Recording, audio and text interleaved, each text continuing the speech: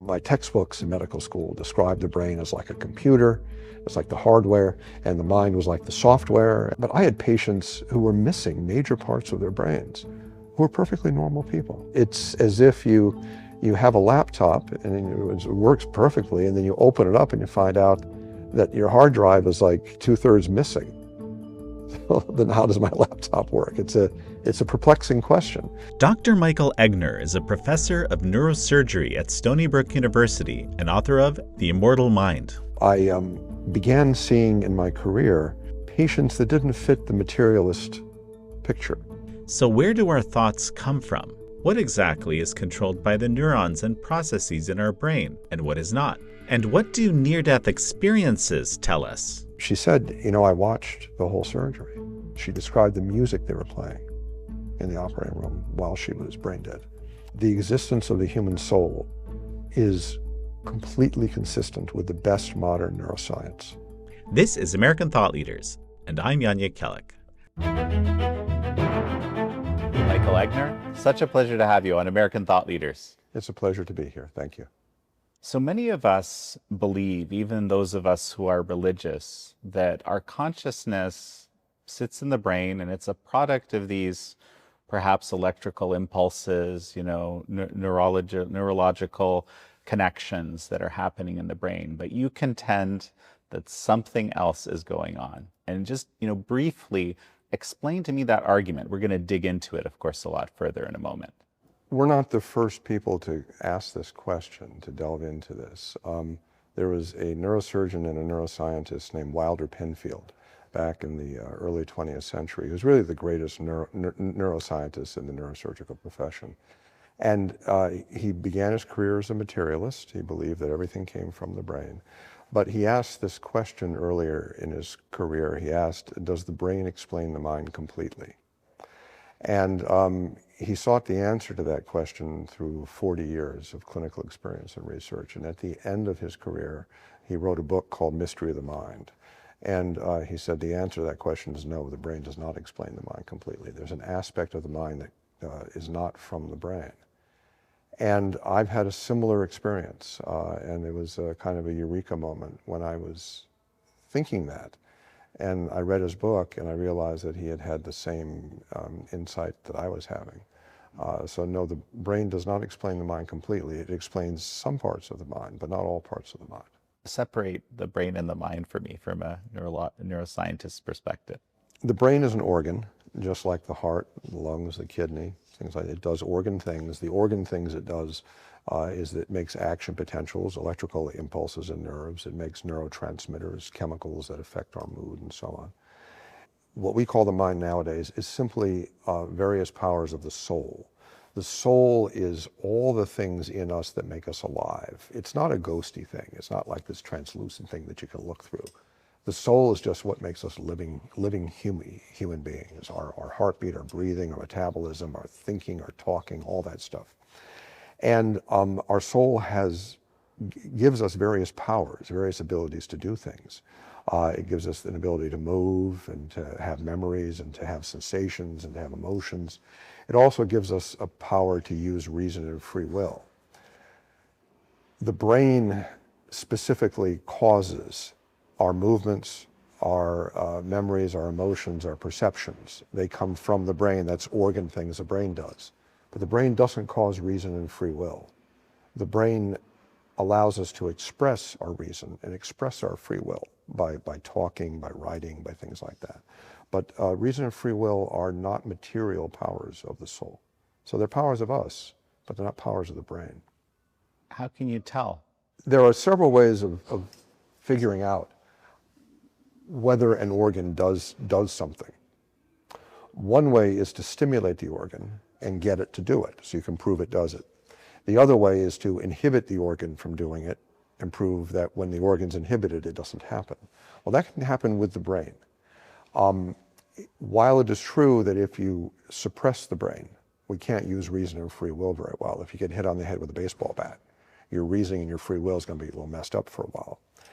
There's a way of stimulating the brain to test whether reason and free will come from it using electrical stimulation.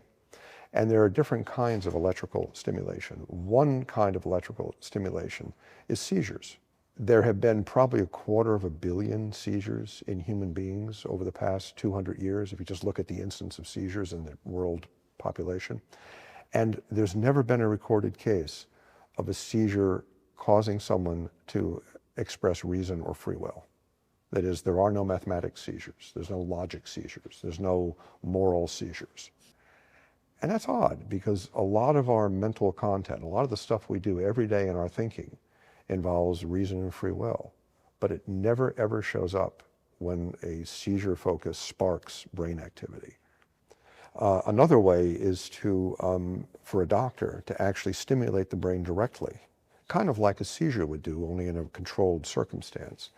And that has been done many times. It's done with a kind of an operation called awake brain mapping. And awake brain mapping is a way of doing brain surgery when the patient is still awake. We give local anesthesia, so there's no pain. The brain itself doesn't feel any pain. And we stimulate the surface of the brain with an electrical probe. And we ask the patient what's happening. Are they thinking of things as we stimulate the brain? Does it make a muscle move? Does it make them have tingling? Things like that. And when you do that, and there have been I estimated about 400,000 awake brain mapping operations done over the past century. And each operation entails hundreds of different stimulations, and I've done the surgery. When you do that, you can elicit from the brain, by stimulating it, movement, perception, memory, and emotion.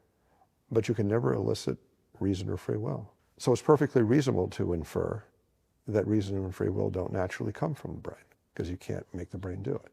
You mentioned that you've actually performed surgery of this nature to do the stimulation of the brain. Tell me a little bit about your background and how you got into wondering about these questions, from the beginning. As a young person, I was a materialist and an atheist. I was raised in a rather secular environment. I was never hostile to religion. I just didn't think it was true, and I kind of worshipped science. I still love science. I don't worship it, but I still love it. And so I went to medical school. I wanted to be a doctor, and in medical school I fell in love with neuroscience, and I was fascinated by the relationship between the brain and the mind. Like, how did that work? So I became a neurosurgeon, in part because I wanted to understand more about that. And so I began seeing in my career patients that didn't fit the materialist picture. All my textbooks in medical school described the brain as like a computer. It's like the hardware, and the mind was like the software, and that's how things worked. And we have detailed neuroanatomical studies of the structure of the frontal lobes and all these things. And but I had patients who were missing major parts of their brains, who were perfectly normal people. It's as if you have a laptop and it works perfectly, and then you open it up and you find out that your hard drive is like 2/3 missing. So then how does my laptop work? It's a perplexing question. And so I began looking more deeply into the neuroscience of the mind-brain relationship. And I came across this rather astonishing, but quite verifiable result that reason and free will don't seem to come from the brain. And interestingly enough, that's what the classical philosophers thought. That was what Aristotle said 2,300 years ago. Explain to me those cases that you came across, or maybe others that exist. First of all, I don't by any means mean to imply that if you're missing a lot of your brain, you'll definitely do okay. Meaning there are lots of people who are very impaired because of brain damage and things like that. But there are lots of people who are very impaired whose brains structurally look pretty good, actually. So the correlation is kind of loose. And there are many, many people who have missing parts of the brain, who are really highly functioning people. What replaces the brain tissue inside the skull is spinal fluid, which is basically water. And there are cases reported in the medical literature of people just having a few millimeters of brain tissue around the inside of their skull, and the rest is just water. And they're mathematicians. They're very bright, highly functioning people. I have a patient, a young woman who, when she was born, imaging of her brain showed that she was missing about 2/3 of her brain, or at least there was water occupying 2/3 of the space that the brain was in. And when she was born, I told her family that I was maybe a little pessimistic about how she was going to do in life. But as time went on, she grew up normally. She was a perfectly normal kid. In fact, she was bright. And she's a highly functioning businesswoman in her 20s and a very vibrant, intelligent person. I have another young woman who was missing significant parts of her brain, who was referred to me because she was having headaches. And they did an MRI of her brain when she was 7 years old, and they found that she's missing major parts of her brain. So they send her to me. The headaches weren't from that. She was just having stress in school. She was a gifted child. She was having headaches because she was so bright and she was studying too much. She went on to, got a master's degree in English literature as a published musician, missing big parts of her brain. And practically all the current theories of how consciousness works, integrated information theory, global workspace theory, higher order theories, all these theories, they all involve some kind of computational processing in the cortex, and that's what makes us conscious. These people don't have a cortex. They don't have brain hemispheres. They got nothing, and they're fully conscious. So neuroscience is just fundamentally wrong in a lot of ways. And I think it's because of the materialist bias in neuroscience. We can't get away from this machine analogy. And we're not machines. And we don't work like machines work. And there's overwhelming evidence in neuroscience for the existence of a soul. And I think we really need to rethink how our minds work and how our souls work and how it relates to us as human beings. Michael, at this point, we're going to take a quick break. And folks, we're going to be right back. And we're back with the co-author of The Immortal Mind, Dr. Michael Egnor. There's also these observational studies of twins conjoined at the head, which have yielded some very interesting results that are pertinent. Can you share a little bit about that? The ones that are probably the best known are Tatiana and Krista Hogan, who are twin girls who live in British Columbia. And they were born joined at the skull. And they have what's called a thalamic bridge, which is a bridge of brain tissue that connects the deepest parts of their brains. So their brains connect. And they can do some remarkable things. They can see, at least partially, through each other's eyes. They can feel, to some extent, each other's skin. There's a video, actually, of their mother sitting with them on a couch. And the girls close their eyes, and the mother will touch one girl's hand, and both girls will say, you're touching the hand. One girl will say, you're touching my hand. The other girl says, you're touching my sister's hand. They share some motor control over each other's limbs. They can share emotions, and they seem to share memories to some extent. But as far as we know, they don't share reason and free will. First of all, they have different personalities. They get into fights. They have different opinions on things. They both have to go to school, meaning they both have to study. It's not like one girl can sit there learning her times tables and the other girl who's attached can just watch TV, but she knows the times tables too. So again, we see this dichotomy between reason and free will and all the things that the brain does. And they show that even if you have connected brains, your reason and free will is separate because they have separate souls. You know, another thing that you've looked into is these near-death experiences. And that kind of clarifies a lot of these questions we've been discussing here. Tell me a little bit about that. Yeah, near-death experiences are surprisingly common, actually. It's been estimated that about 20 million Americans now living either have had a near-death experience or will have a near-death experience at some point in their lifetime. Carol Zaleski is a literary scholar who wrote a wonderful book called Otherworld Journeys, in which she recounts near-death experiences and out-of-body experiences throughout history in various cultures. And I mean, in the Middle Ages, it was actually very common. It's been found, practically every culture has reports of near-death experiences and out-of-body experiences going back thousands of years. the nature of these experiences varies somewhat from culture to culture, but there are commonalities between them. And over the past several decades, there's been quite a bit of scientific research done on near-death experiences in the West. I believe that there is a core of reality to at least to many of them. I think they're the proper subject of scientific study, or the proper object of scientific study. What do they tell us? A good way to discuss this is to begin with what is in some ways the paradigmatic near-death experience in modern times. That was of Pam Reynolds.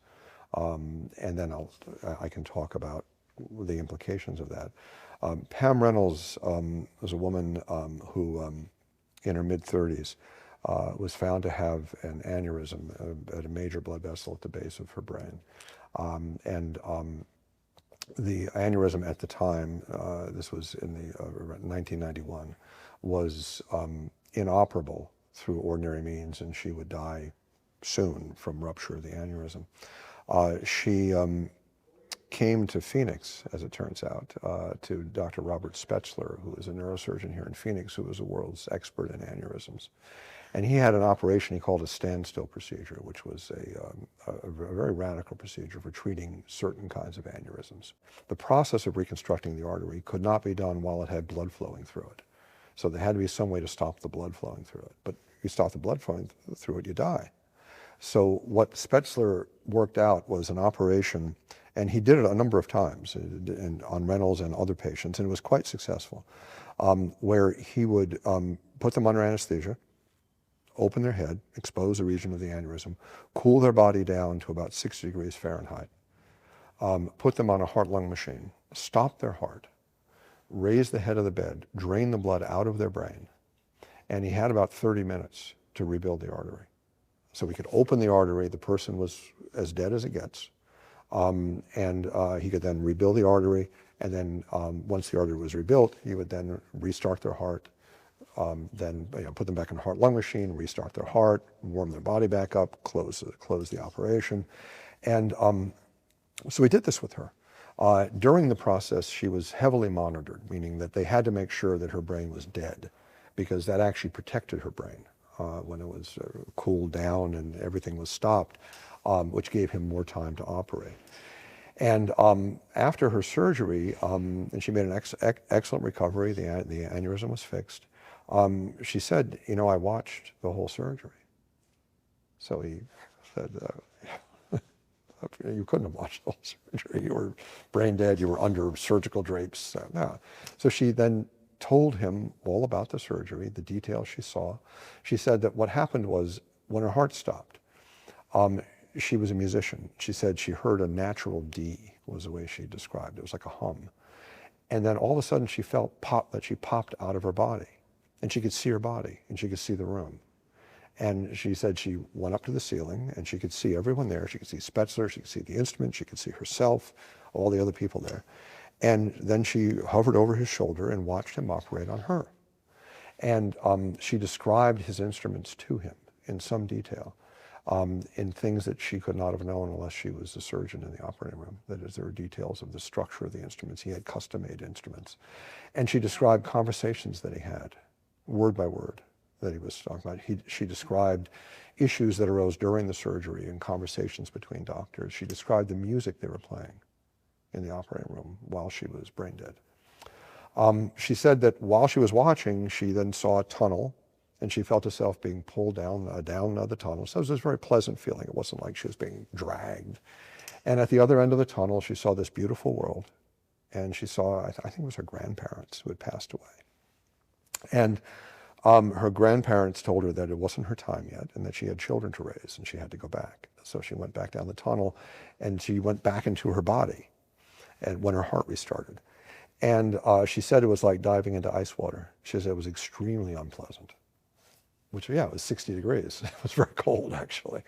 Her near-death experience is undoubtedly the best documented near-death experience in medical history. For people who deny the reality of near-death experiences, usually materialists who say it's just brain chemistry, it's some hallucination or something, I have what I call the Pam Reynolds challenge, meaning that It may be that some near-death experiences are hallucinatory experiences or seizures or some kind of thing, but there are 4 characteristics of many near-death experiences that have to be explained. And the first characteristic is that the experiences are very often very clear, very coherent, very detailed. People often have a detailed life review during it. And brain death doesn't make you better. It doesn't make you clear and coherent. I mean, I've seen thousands of people who had serious brain problems. It doesn't make you think more clearly. But near-death experiences are remarkably clear. The second characteristic of near-death experiences that warrant an explanation is the out-of-body experience. That there are at least hundreds, if not thousands, of people reported in the medical literature who observe things during a near-death experience that they could not have observed in the body. You know, they're on a table, people are pumping away on their chest, and they'll see name tags of people on the other side of the room. There are people in near-death experiences who see things in distant cities that can be confirmed. There's a lot of that. So there are out-of-body experiences that are called veridical, meaning that they correspond to confirmed testing. The third characteristic of near-death experiences, which I think is absolutely fascinating, is that as far as I know, in all of the literature of near-death experiences in the scientific literature, there's never been a report of somebody who's gone down the proverbial tunnel and seen a living person at the other end of the tunnel. The people you encounter on the other side are always dead people. And if these were hallucinations or wishful thinking, at least once in a while, once in a while you'd run into your husband or wife who's still living, just for, because it's not you're looking for someone to comfort you. And there are well over a dozen reports in the medical literature of people encountering dead people on the other side of the tunnel that they didn't know were dead. Either they had died like a couple days before the near-death experience and they hadn't been told of their relative's death. There are situations, several, of people in car accidents where multiple people were injured in the car accident and they're sent to different hospitals. And one person will have a near-death experience at a hospital and see another person who was in the car who died at another hospital, and they had no way of knowing that they had died, but they don't see the people who lived. And the fourth characteristic of near-death experiences is that they are often transformative. People are different people afterwards. They lose their fear of death. They're very different people. So any materialist explanation, and the materialist explanations, there are dozens of all kinds of stories that materialists make up. Well, it is enkephalins, like a brain chemical, or it's endorphins, another brain chemical, or it's a seizure, or it's a hallucination, or it's wishful thinking, or whatever. You have to explain all 4 of those things. And there's no materialist explanation that can account for all 4. Well, Michael Egnor, it's such a pleasure to have had you on. Thank you. Thank you so much. It's been a privilege to be here. Thank you all for joining Michael Egnor and me on this episode of American Thought Leaders. I'm your host, Jan Jekielek.